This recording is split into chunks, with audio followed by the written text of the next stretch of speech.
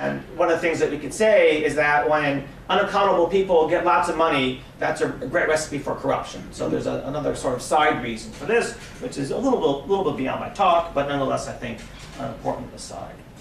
I do not want to emphasize too much the importance of democratically accountable representatives among Native American tribes. So I'm partly to blame for this in the literature, since I've written about this a little bit, as has Ayelet and others. So after a bunch of articles, I'm just completely embarrassed to say this. So after a bunch of articles appeared about this, I actually went to see, so there's something like 500 recognized tribes in America, which is a lot. And 4 of them have patriarchal membership rules, I think. Most of them do not. So there's a way in which we can, there's a theoretical issue here, which I think is important, but practically, I think it's important to realize, and I think 1 or 2, I can't remember if 1 or 2 have matriarchal rules of membership, which tend not to be an issue for whatever reason. But I don't want to overemphasize the problem. Still, let me sharpen a way in which my argument differs from standard liberal accounts by briefly comparing it with an argument given by Will Kymlicka. And some of you must be familiar with Kymlicka's work, is that right? But some of you are not. So let me just say a little bit about it.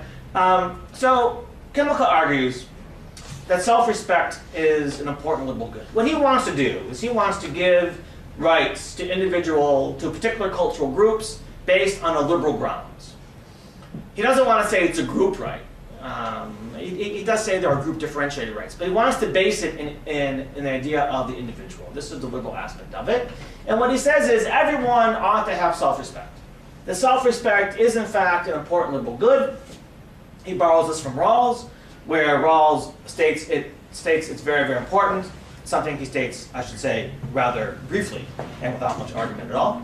And so Kymlicka says, we need to have self-respect as an important liberal good.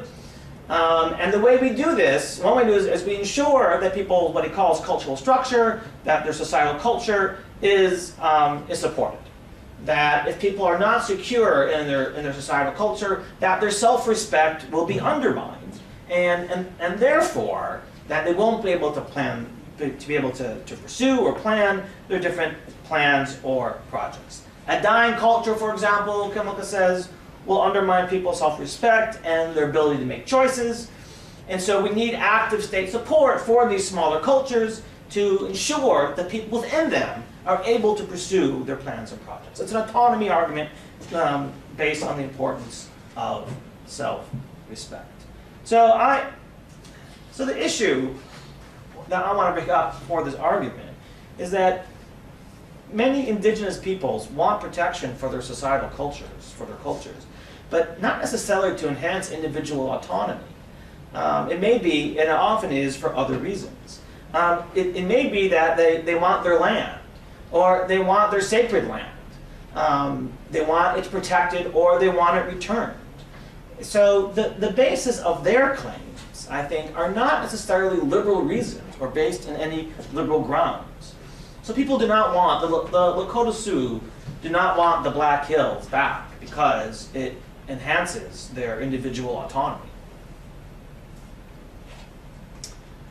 So if the victims of enduring injustice do not aspire to liberal justice, why should we assume that ensuring their self-respect will lead to liberal justice?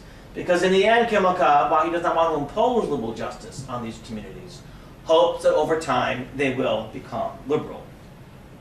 But I don't think there's any reason to believe that these groups, if given autonomy or allowed to retain it, will in fact become liberal, because that is, for many of them, not their goal. It's not what they want. It's not what they want to do with their autonomy, and there's no reason why it ought to be.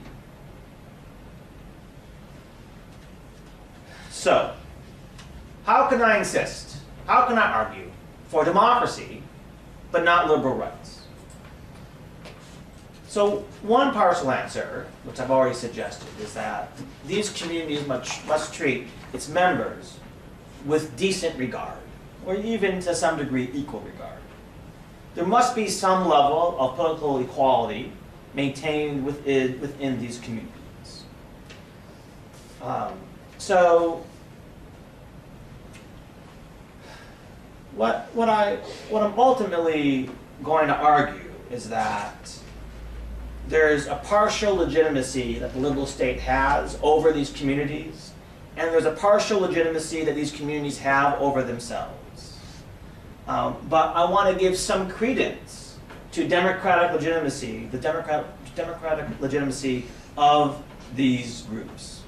Because part of what I'm urging here is that we liberals, we members of the dominant community, even if you're not a liberal, try to see matters from the point of view of the victims of enduring injustice. And from their point of view, the liberal state has been an oppressive state for many, many years. And so for us to say, yes, we've been oppressive, but we have good laws and a good ideal, even if we violated our conception of justice, it's still something you ought to believe in. It's something that I think is hard for people to swallow. It does not mean they must reject liberal justice. It means that they must come around to it themselves on their own terms. This is, I think, the crux of my argument. It's also true, the liberal state still has considerable power over the community's members. And in many ways, it can work to treat them harder, treat them with equal, with decent, if not equal, regard. So, Israeli and Indian Muslims have power over family law, but there's still many other issues that are up for grabs, or that the state, in fact, has control over. So there's lots of discrimination that both the Muslims in both countries face. Illiteracy rates for all people is bad in India, but it's worse for Muslims. Look, the Indian state is a slow-moving kind of thing, and we can't expect it in the next couple of years to turn around. But nonetheless, it can do more to ensure the self-respect of Indian Muslims and do more to help individual Indian Muslims. And there was, I'm looking at the year 2002, the pogroms in Gujarat. Is anyone familiar with this? What happened? So I don't want to say too much about it. It takes me astray. But there is no question, at least no question in my mind, that there was a pogrom. Hundreds of Muslims were killed with the assistance of the state over a period of several days. It was really a horrible thing. And this is not a small thing. This is a thing that makes every Muslim in India frightened of the state when state officials are involved in this kind of thing. I won't get into it as well, but Israeli Muslims, unsurprisingly, Israeli Arabs face discrimination of all kinds. Not that their lives are not the same as the Palestinians on the West Bank. They have more opportunities, they have more freedom, so on and so forth. But nonetheless, there's no question that they are second-class citizens.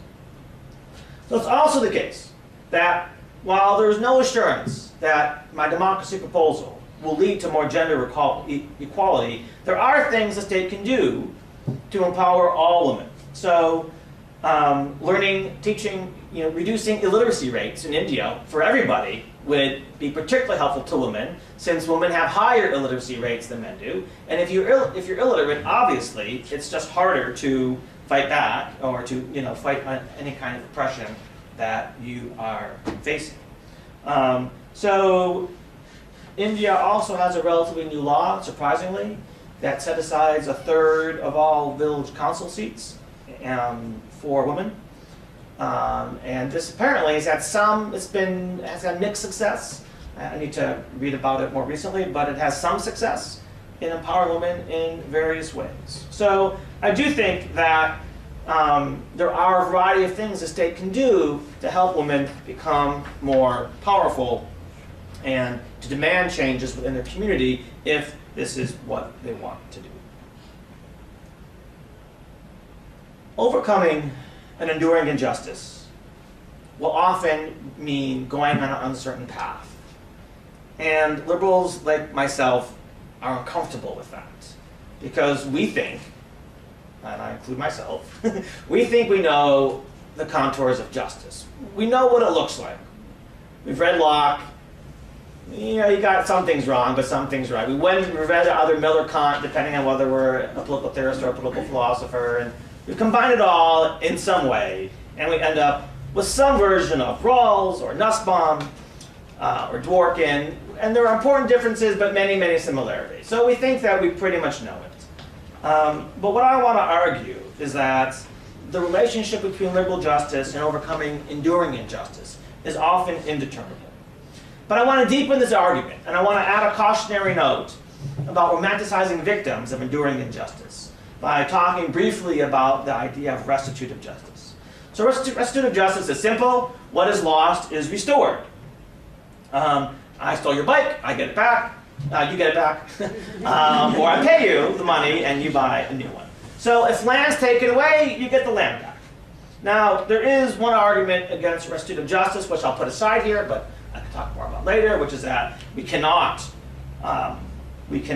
turn the clock back, and I can say more about that. But I want to focus on another argument, which is the idea behind restitutive justice is that if we could just go back and restore things, all will be well.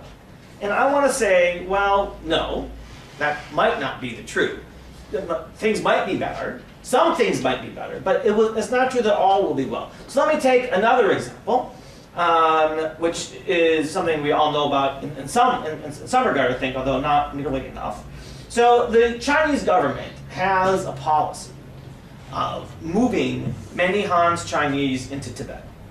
And what this has done, sadly, has greatly undermined Tibetan culture. Now, most people in the West, and I'm assuming most of us agree with this, you can tell me if you don't, think that the Chinese treatment of Tibet was unjust in many ways. Taking over Tibet in the 50s, barring the Dalai Lama from going back to Tibet, moving Han's Chinese into Tibet, are all ways in which the Chinese has undermined Tibetan culture and Tibetan religion. The injustice is, there's a couple of aspects of it. One injustice is the way that Tibetan culture is being wrenched and overcome by large numbers of Han's Chinese in a short period of time. And the second injustice is the way the Han's Chinese are not in charge of their own fate. Now, one could say the Chinese are not in charge of their own fate. They're led by this oligarchy, whatever they're called. You can call them communists. It seems unlikely that they are anymore. But nonetheless, the Han's Chinese see the government in a different way than the Tibetans do.